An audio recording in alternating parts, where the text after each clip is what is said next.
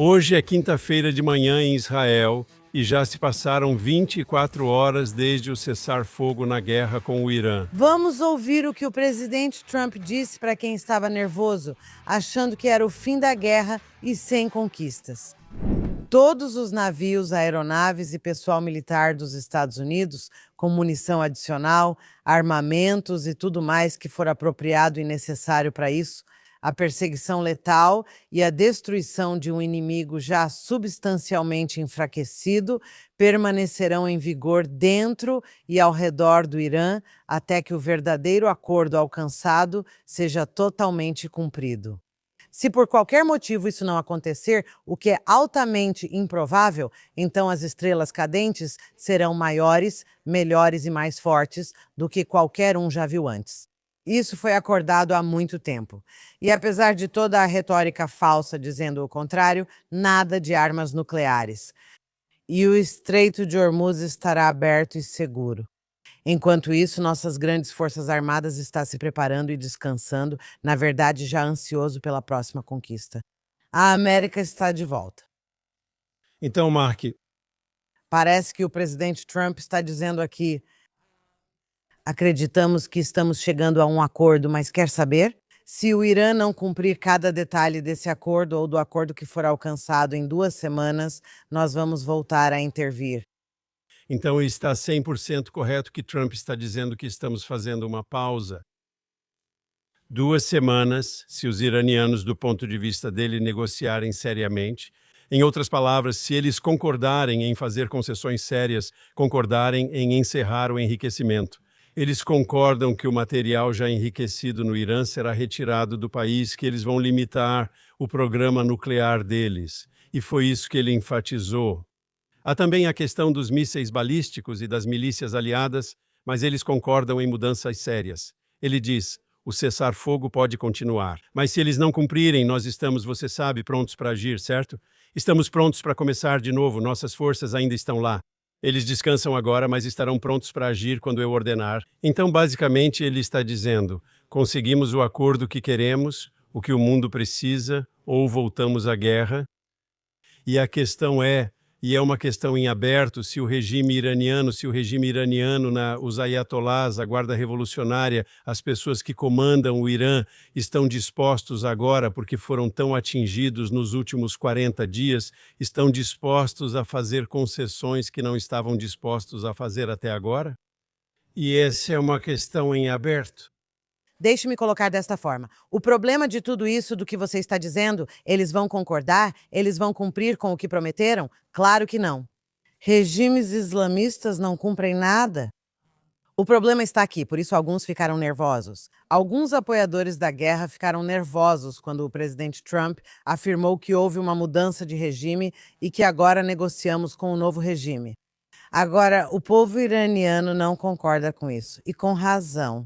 Se você quiser chamar os últimos, os guardas revolucionários e as milícias sitiadas, aqueles que não foram mortos pelas forças dos Estados Unidos e de Israel, se quiser chamar isso de mudança de regime, uma mudança superficial, essas são pessoas que estão dizendo que precisamos aumentar as execuções de manifestantes ou daqueles que protestaram no passado. Isso é muito ruim para o povo iraniano, por isso precisamos parar de dizer que, se os iranianos concordam, é o regime. Nem sabemos quem lidera o regime. Sabemos apenas que há um presidente fraco. Sabemos quem é o chefe do parlamento que está negociando. A questão é que essas pessoas são más e não vão cumprir nada. A única questão é, eles vão conseguir enganar o Trump? Agora sabemos que eles não enganam o Netanyahu, mas ele vai cumprir o que os Estados Unidos pedirem. E com razão. E graças a Deus precisamos levantar um ponto muito crucial, que é o seguinte. Quando o cessar-fogo foi anunciado, todas as vozes anti-Israel e a esquerda em Israel, os democratas, o regime iraniano e os chamados negociadores paquistaneses, todos vieram a público e disseram que o Líbano precisa ser incluído nesse cessar-fogo. Ou seja, dizem que Israel deve parar de lutar contra o Hezbollah. Mas isso foi uma grande mentira. E Israel continua lutando contra o Hezbollah, um dos motivos pelos quais eu me acalmei, porque inicialmente eu acreditava que também teríamos que parar de lutar contra o Hezbollah no Líbano. Primeiro você deveria ter lido a declaração do Netanyahu. No minuto em que o cessar-fogo foi declarado pelo Trump, Netanyahu divulgou uma declaração e disse que apoia o presidente Trump. E então, sim, ele falou em uma cessação temporária da ação ofensiva contra o Irã e disse: "Mas a operação no Líbano continua." E eu acreditei nele. E ontem bombardeamos alvos do Hezbollah no Líbano de forma muito intensa. E os iranianos estão fazendo joguinhos. Sim, eles querem, sabe, eles concordam com algo e imediatamente recuam. Sempre foi assim que eles fizeram. Sim, acho ótimo que os Estados Unidos mantenham posição firme e declarem que o Líbano não fazia parte do acordo. Se quiser mudar o acordo agora, há um problema se não cumprir o que foi combinado. Nunca foi acordado que Israel deveria parar no Líbano. Houve algo do vice-presidente Vance, que, como você disse, está liderando a equipe de negociação no Paquistão. Ele disse que Israel havia concordado em não fazer nada no Líbano que pudesse, você sabe, restringir ou atrapalhar as negociações. Mas eu gostaria de lembrar você, Ruth, que antes da guerra, sabe, Israel já estava agindo contra alvos do Hezbollah no Líbano antes do início do conflito. Não há motivo para não continuarmos fazendo isso. E eu acho que nas últimas semanas também assumimos o controle de uma grande parte do sul do Líbano. Podemos continuar lá, ninguém exige retirada e Israel pode consolidar nossa posição. Acho que provavelmente há mais ou menos, sabe, regras de engajamento que Israel pode seguir para nos ajudar no que precisamos fazer. O fato é que acho que a pressão precisa continuar sobre o Hezbollah. O Hezbollah tem que continuar sendo, sabe, quando eles tentam se expor, por assim dizer, nós devemos ser capazes de atingi-los. E foi isso que mais uma vez aconteceu antes da guerra. Deve acontecer agora. O mais importante é o que acontece com o Irã, porque esse é o grande ponto, porque isso também vai afetar o que acontece no Líbano, Ruth. Se tivermos um bom resultado com o Irã, isso imediatamente afeta o Hezbollah e o Líbano, porque sem o apoio iraniano, o Hezbollah não é nada. Bem, isso é verdade, mas vamos dar um passo atrás por um minuto. Acho que muita gente não percebe ou tem memória curta que, na verdade, Israel tinha assinado um acordo de cessar fogo com o Líbano e o Hezbollah. Em outras palavras, o acordo de cessar fogo previa que o governo e o exército libaneses iriam manter o Hezbollah sob controle, porque os israelenses que vivem no norte de Israel não têm uma vida normal, certo? Eles são constantemente bombardeados por drones e mísseis vindos do Líbano. E nós assinamos esse acordo e ele foi prontamente violado, e não apenas violado porque o governo libanês não é apenas fraco diante do Hezbollah, mas, aliás, também é hostil a Israel. Eu sei que passamos todos esses anos dizendo que não temos nenhum problema com o Líbano, é só com o Hezbollah. Bem, vamos deixar uma coisa clara aqui. Primeiramente, não é só fraqueza. O Líbano realmente teve a ousadia de nos atacar por continuarmos nos defendendo enquanto eles estão bombardeando o norte de Israel e os israelenses lá não têm tempo de chegar a um abrigo antiaéreo. Você entende? No segundo em que um míssil é disparado do Líbano, os israelenses já têm que estar vivendo em seus abrigos antiaéreos. Eles não têm tempo de chegar lá. E o norte está destruído.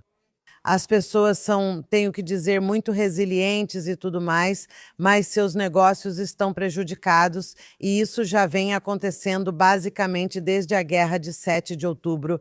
Quero dizer, o Hezbollah entrou em 8 de outubro de 2023 e mesmo depois que um cessar-fogo foi assinado com o Líbano, eles continuaram sendo agressivos. E então dissemos, chega de ser bonzinhos, acabou. Certo, não podemos ter um acordo de cessar-fogo. Isso quer dizer que paramos e eles atiram. Mas também gostaria de destacar que o Líbano, o governo libanês disse: tudo bem, vamos expulsar o embaixador iraniano do Líbano. E o embaixador iraniano disse: não, desculpe, não vou sair. E eles deixaram para lá. Eles nem conseguem expulsar o embaixador iraniano e ainda conversam com o presidente Trump. Eles, quero dizer, o governo libanês, seja lá o que for, está tentando convencer o presidente Trump de que estão do lado daquele eixo. E mesmo assim, eles não estão fazendo nada para impedir os ataques do Hezbollah. E o que eles fazem quando Israel se defende desses sanguinários grupos apoiados pelo Irã é nos atacar. O Líbano diz que a culpa é nossa por isso. Então, eu não tenho nenhuma simpatia pelo país do Líbano neste momento. Eu não quero ouvir essa declaração. Bem, nós não temos nenhum problema com o Líbano. Sim, nós temos sim um problema com o Líbano. Minha postura é um pouco diferente. Eu concordo com você 100%. O governo libanês é fraco. Eles não conseguem nem, como você disse corretamente, eles não conseguem nem expulsar o embaixador iraniano depois que o presidente, o ministro das Relações Exteriores e o primeiro-ministro do Líbano disseram que ele tem que sair. Eles não conseguiram implementar a decisão. E isso foi, como eu diria, isso foi uma demonstração clara da impotência deles. Eles não têm poder. Eles disseram que, pelo acordo de cessar-fogo, o exército libanês retiraria o Hezbollah do sul do Líbano. E não vão aceitar, bem, como é que se diz mesmo? Israel encontra membros do Hezbollah bem na nossa fronteira que reconstruíram parte do poder desde a última rodada de combates, tudo sob o olhar do governo libanês sem ação da parte deles, certo? Então está claro que o governo libanês é fraco. Então você pode me dizer, Mark Regev, você pode dizer que nada mudou, que não se pode confiar em ninguém. Eu diria que sempre há algo que mudou, porque você viu uma retórica do governo do Líbano que você não tinha visto antes. Nunca tínhamos visto eles querendo expulsar o embaixador iraniano do Líbano. Declararam que todos os guardas revolucionários iranianos no Líbano devem sair por serem ilegais, o que é novidade. Eles disseram que a ala militar do Hezbollah, ou seja, estão dizendo pela primeira vez coisas muito fortes. Agora, eles não estão levando adiante. Mas está claro para mim que Israel tem potenciais amigos no Líbano, a comunidade cristã, a comunidade muçulmana sunita e a comunidade drusa. Agora, o problema deles é que eles estão preocupados porque o Hezbollah ainda tem as armas e eles não querem enfrentá-los. Então, eu diria, eu não gosto da retórica deles quando criticam Israel, sim, mas eu argumentaria, de um ponto de vista diplomático e realista, que essas pessoas ficariam muito felizes em ver seu país livre do Hezbollah e que elas não conseguem fazer isso sozinhas. Então, à medida que Israel continua agindo contra o Hezbollah e enfraquecendo as capacidades militares do Hezbollah, e, em paralelo, à medida que tivermos sucesso com o Irã não estará em posição de ajudar o Hezbollah a se rearmar quando tudo isso acabar. Em outras palavras, uma vez que eles estejam enfraquecidos, não poderão voltar e reconstruir suas capacidades. Acho que isso cria melhores possibilidades para o futuro. Não tenho dúvidas de que a maioria das pessoas no Líbano gostaria de viver em paz com Israel. Vemos isso claramente. Quem acompanha as redes sociais libanesas percebe não só na comunidade cristã, mas muito além dela. Eles entendem que o Hezbollah transformou o Líbano em um estado falido. Afinal, sabe, Beirute já foi a Paris do Oriente Médio. Então digo que não tenho ilusões, certo? Precisamos enfraquecer o Hezbollah. Está claro que o governo libanês não quer nem consegue fazer isso, certo? Então, ao enfraquecer o Hezbollah, nós vamos ajudar a criar uma nova situação. Como você diz sobre o Irã, você diz sobre o Irã, nós não temos nada contra o povo iraniano. Nosso problema é o regime e queremos que o regime caia. E então teremos um ótimo relacionamento. Acho que o mesmo pode se aplicar ao Líbano. Você muda a realidade militar dentro do Líbano. Você tira o poder do Hezbollah. Isso permite que outras coisas aconteçam. Bem, eu concordaria, mas sabe, a diferença entre o Irã e o Líbano é, sim, eu digo que fazemos uma distinção entre o povo iraniano e o regime iraniano. Aqui estou falando sobre o governo libanês, eu não estava falando sobre o povo libanês. O governo libanês inclui o Hezbollah, e adivinha quem vota neles? Sabe quem os elegeu para o parlamento todos esses anos? Estou dizendo que, se um país não consegue controlar isso, veja, nesse caso, não é igual ao Irã. O regime no Irã estava aterrorizando o povo. Aqui você tem um governo que se recusa a enfrentar os terroristas. Agora você pode dizer que eles são fracos. Eu não me importo se eles são fracos. Se são fracos, que nos peçam ajuda e digam, ei, nos ajudem. Nós ficaremos felizes em ajudar. Não nos atacar, nem retoricamente, nem de nenhuma outra forma. É isso que estou dizendo. Eu acho que o governo libanês é deplorável por ousar dizer uma palavra sequer contra Israel nessas circunstâncias. Você diz, Realpolitik, eles deveriam estar elogiando Israel. Sim, você está certa. Existem comunidades cristãs, existem comunidades no Líbano que adorariam ter paz com Israel. E agora estou dizendo que esse governo é uma vergonha. E é o seguinte, finalmente entendemos que todos esses anos, com o que aconteceu conosco em 7 de outubro em Gaza, não podemos deixar que isso aconteça no norte com o Líbano. E estava ameaçando acontecer porque também tínhamos essa ideia de que, tudo bem, podemos tolerar um pouco de lançamento de foguetes. Podemos tolerar isso e aquilo, mas não dá mais para tolerar. E aparentemente, aliás, de acordo com vários relatos sobre essa operação clandestina de ontem no Líbano, não foi uma operação clandestina. Quero dizer, aparentemente eliminamos centenas de terroristas e agentes do Hezbollah. Mas o que era clandestino, aparentemente, é o que envolve essa operação. Alguns estão dizendo que isso equivale à operação dos pagers, quando todos aqueles pagers tocaram e feriram gravemente tantos terroristas do Hezbollah ao mesmo tempo. Aparentemente, vamos saber disso mais tarde hoje. Eu não sei. Vai haver uma coletiva de imprensa hoje à noite, aparentemente, para falar um pouco sobre isso. Mas vamos falar um minuto agora sobre os hipócritas. Não só aqueles como eu que ficam nervosos com um cessar-fogo porque somos céticos de que quando não der certo, e é claro que não vai dar. Não vai dar certo com aqueles animais. Somos céticos quanto a voltar à guerra. Depois que você para por 2 semanas, será que realmente vai retomar? Então, mas esse é um grupo de céticos. Agora vamos falar sobre os hipócritas. Então, só respondendo, antes de seguirmos em frente, eu queria dizer algo sobre o Líbano. Houve combates em 2024, você sabe, fizemos a operação dos pagers, eliminamos Nasrallah e isso criou uma situação no Líbano, atacamos o Hezbollah. Esse governo, ao qual você é muito crítico, foi o primeiro em décadas eleito sem aprovação do Hezbollah. Eles não ficaram satisfeitos com o novo presidente no Líbano e o novo primeiro-ministro, certo? E então, mais uma vez, há uma manobra em curso no Líbano. Temos que ser duros, temos que cuidar dos nossos próprios interesses. Temos que garantir, sabe, que o Sul esteja livre do Hezbollah. Tudo isso é verdade, mas ao cuidarmos de nós, criamos uma dinâmica que pode beneficiar o Líbano. É isso que digo. E veja, ontem houve 3 foguetes, creio que contra Israel. Você pode olhar para esses 3 foguetes e dizer que já é demais o que está correto. Mas o que fizemos desde 7 de outubro não estão mais ali na nossa fronteira, as tropas de choque do Hezbollah, as forças Radwan. Sempre houve medo de que fizessem o que ocorreu em 7 de outubro, atravessar a fronteira e massacrar nosso povo. Eles não estão mais lá, não podem mais fazer isso.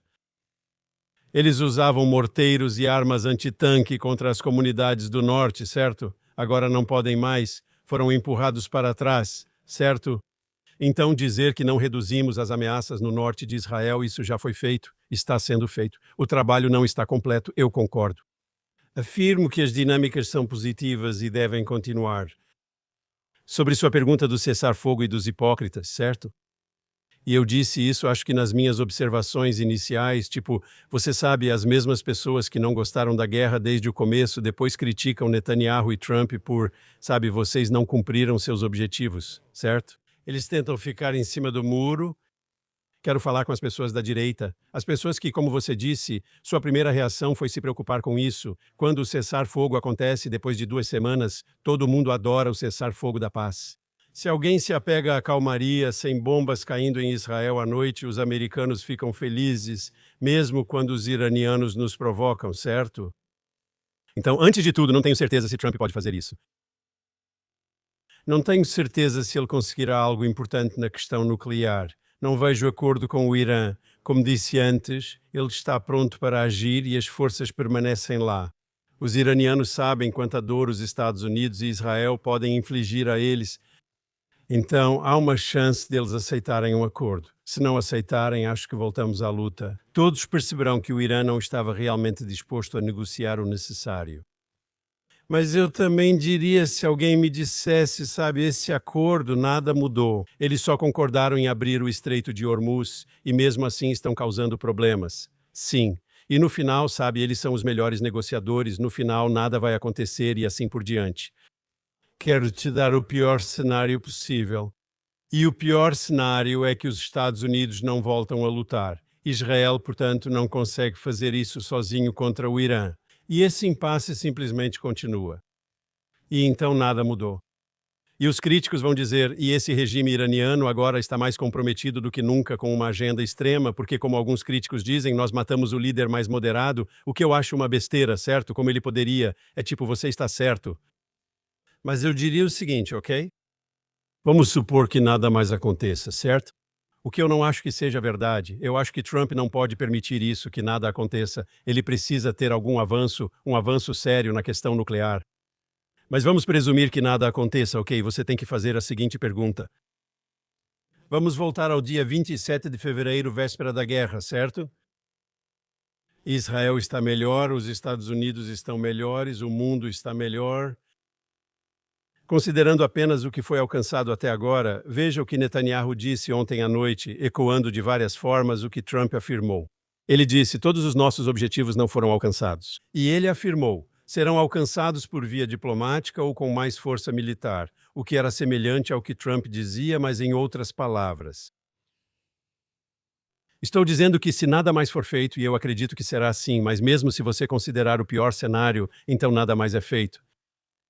O que aconteceu nos últimos 40 dias, nós atingimos o programa nuclear deles com mais intensidade.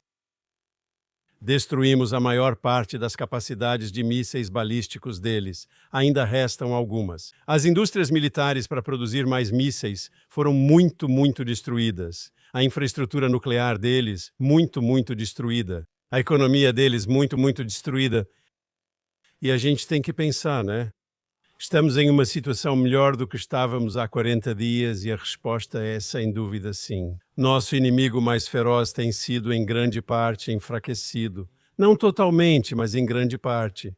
E eu disse para você em um podcast anterior, não deixe o perfeito atrapalhar o possível. E mais um ponto. É um pouco como quando as Nações Unidas, em novembro de 1947, decidiram pela partilha, certo? E as pessoas em Israel comemoraram o fato de que a comunidade internacional havia dado legitimidade para o estabelecimento de um Estado judeu. Pessoas dançaram nas ruas de Tel Aviv. Já alguns israelenses de extrema-direita disseram que não podiam comemorar, pois não incluía Jerusalém em toda a pátria, como determinou a resolução de partilha da ONU.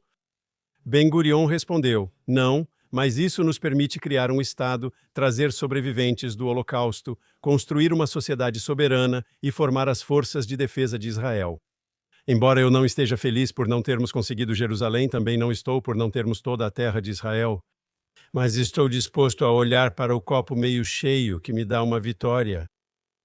Acho que mesmo sem conseguir tudo, teremos o suficiente para dizer sim, o programa nuclear iraniano, antes a semanas de distância, agora está a anos de distância. Isso não é importante. Ah, com certeza. Estou dizendo, claro que estamos em situação melhor. O mundo e todos estão melhores. O Irã, como disse, foi totalmente desarmado. Mas aqui está o ponto, e isso é excelente. Mesmo se pararmos agora, não há força aérea nem marinha. Eles nem sequer têm a capacidade de produzir um lançador de mísseis ou um míssil. O que restou para eles é o que eles têm. Então, quanto mais eles disparam, na verdade estão ficando sem. Eles não estão produzindo mais. Claro, existe essa questão da China e da Rússia fornecendo para eles. Mas esse é um dos motivos, pelo que eu entendo, pelos quais, pelo que entendo, um dos objetivos militares dos Estados Unidos e de Israel era bombardear as pontes, para impedir a entrada de ajuda vinda de fora. Não, estamos muito melhores. No começo, fiquei decepcionada porque senti que nós os tínhamos exatamente onde queríamos, e especialmente os Estados Unidos. E esse não é o momento de deixar que eles digam: ok, então vamos concordar com isso. E aqui estão nossos 10 pontos. Não, você diz para eles que eles não têm voz nisso. Abram o Estreito de Hormuz agora. Ou então, aqui está o problema com o Estreito de Hormuz, e o mais interessante é que o presidente Trump entendeu que isso causa, você sabe, uma crise energética global e tudo mais.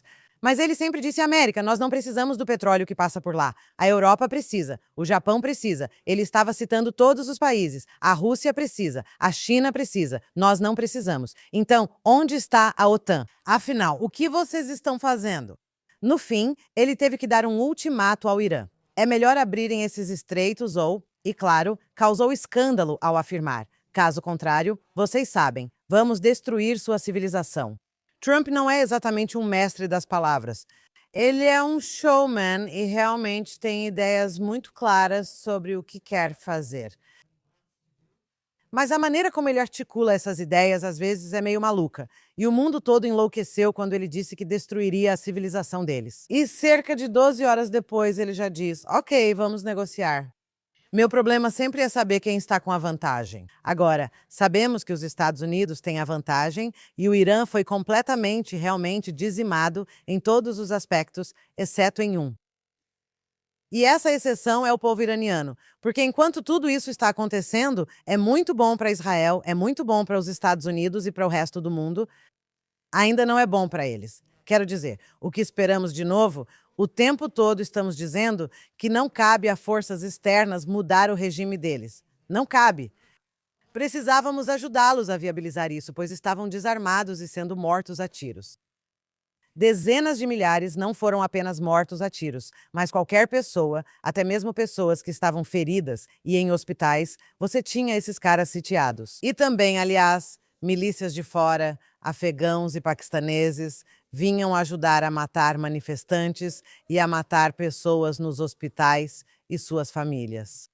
Então, há realmente uma ressalva muito séria, porque Trump disse que a ajuda estava a caminho e ele, de fato, enviou ajuda. E sim, isso permite, digamos, geralmente enfraquece o regime, quem quer que reste no regime, e ajuda o povo iraniano. O problema é que eles ainda estão sem internet. Eles não têm armas. E então havia esperança. Eu estava esperando que talvez parte desse cessar-fogo de 2 semanas, talvez nos bastidores, esse silêncio, isso, não nós. Atirar neles tinha a ver com a nossa tentativa de armá-los clandestinamente. Enquanto não há mísseis voando em todas as direções para permitir que eles saiam às ruas. Eu não, essa é a minha fantasia. Eu não sei se é verdade. Espero que seja verdade. Mas há um problema sério lá. Primeiro, discordo de você sobre Trump não ser um mestre das palavras. Ele fala todo tipo de coisa como se não pensasse antes, certo? Não faz sentido. Eu costumo achar que há uma lógica no que ele faz. E eu acho que ao dizer Um segundo e eu deixo você terminar. Há total lógica no que ele faz. É o jeito que ele escreve. Gramática, ortografia, uso de maiúsculas. Não estava falando das intenções dele. Mas eu acho que a mensagem foi muito bem calculada. Acredito que ele se dirigia ao povo iraniano ao dizer que destruiria sua civilização. Ele quer que eles pensem, certo, que eles não têm escolha, que ele realmente é esse cara na Casa Branca. Existe uma teoria nas relações internacionais chamada teoria do louco, a teoria do louco, que as pessoas pensam que se o meu oponente está realmente ficando maluco, certo? Então eu tenho que ter muito cuidado. E ele basicamente, você sabe, isso remonta a Nixon e Kissinger e o bombardeio de Hanoi, certo?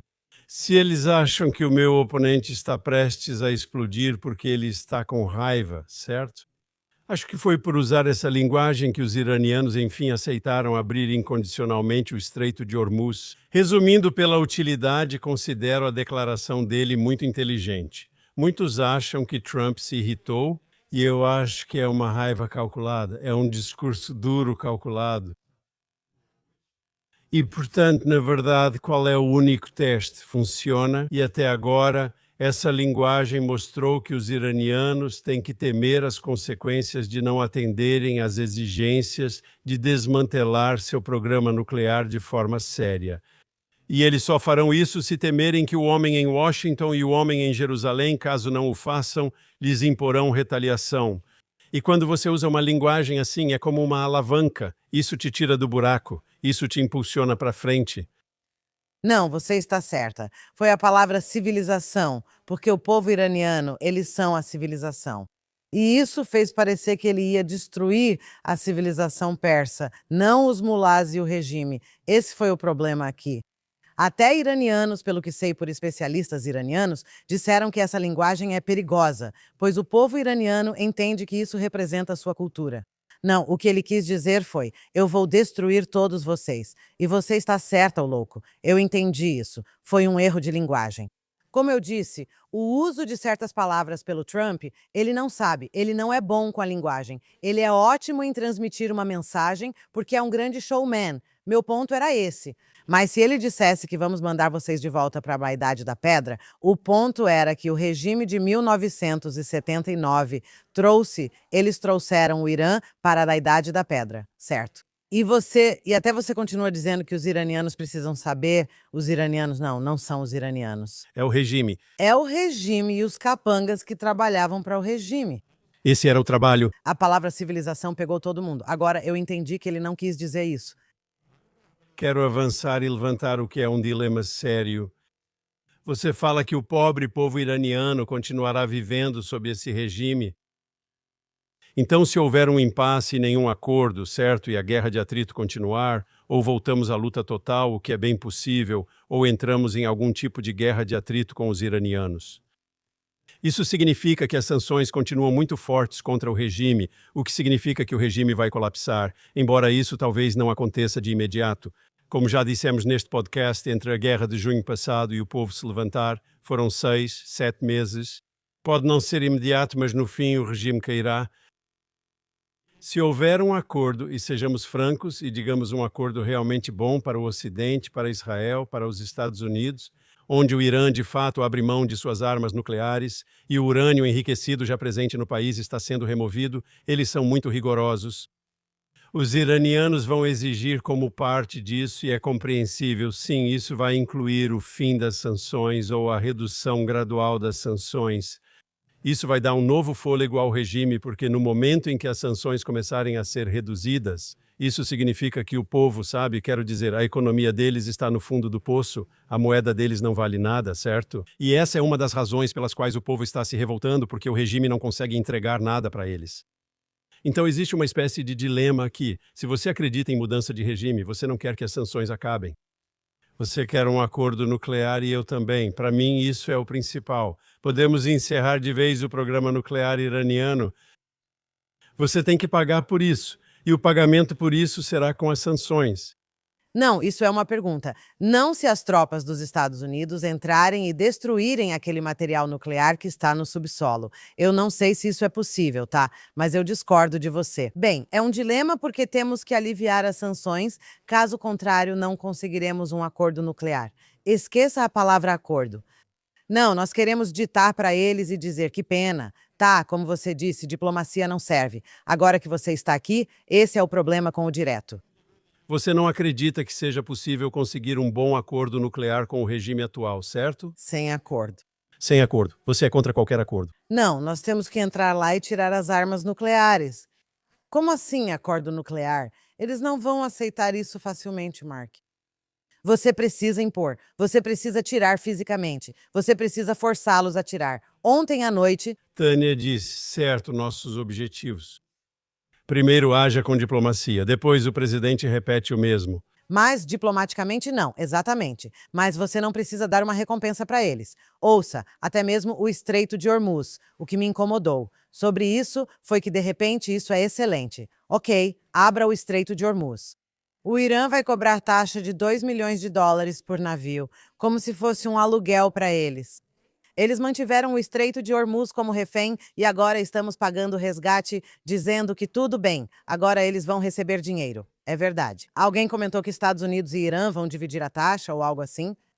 É como um pedágio.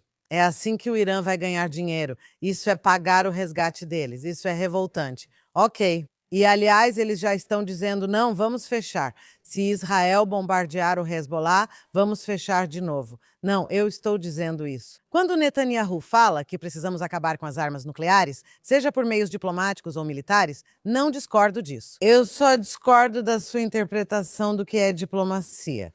Diplomacia é guerra por outros meios, certo?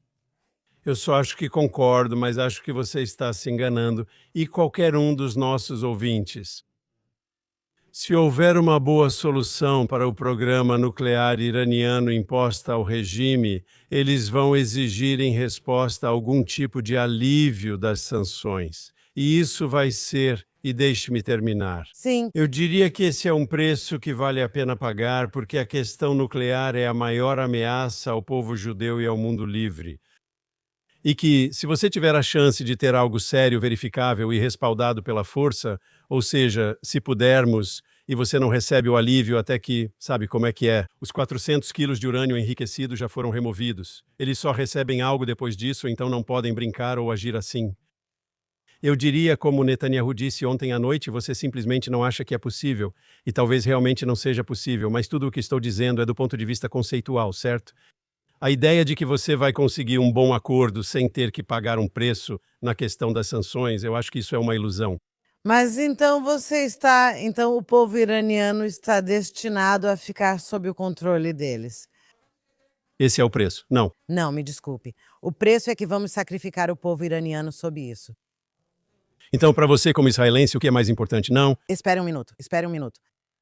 Todos são importantes. Seria como dizer isso sobre Hitler e o Holocausto, me desculpe. Importa o que acontece com o povo iraniano e quem está no poder, pois ao receberem dinheiro novamente, podem agir.